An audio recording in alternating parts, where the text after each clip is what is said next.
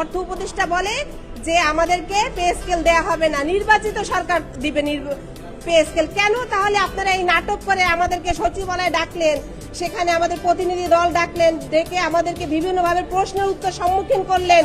আজকে সেখানে আমাদের একটা চাও না, একটা পানিও না, সেখান থেকে আমাদেরকে এভাবে বিদায় দিয়ে দিলেন। আমরা কর্মচারী, সেজন্য আমাদের দিকে কর্মকর্তারাও তাকায় আছে যে আমরা রাস্তায় আজকে নামছি, আমরা পেটের ক্ষুধার জন্য রুটি রোজগার, তারাও জিজ্ঞেস করে আমাদের জন্য আপনারা কি দিতে পারবেন, কি আনতে পারবেন।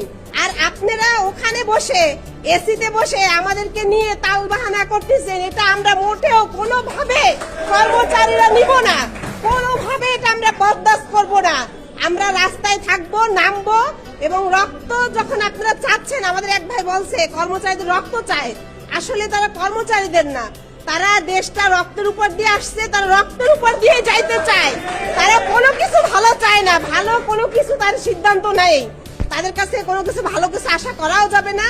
তা যখন তারা দিবে না ভালোভাবে, তাহলে তাদের কাছে আমাদের রক্ত দিয়েই নিতে হবে। ইনশাল্লাহ আমরা রাজপথে আসি, থাকবো।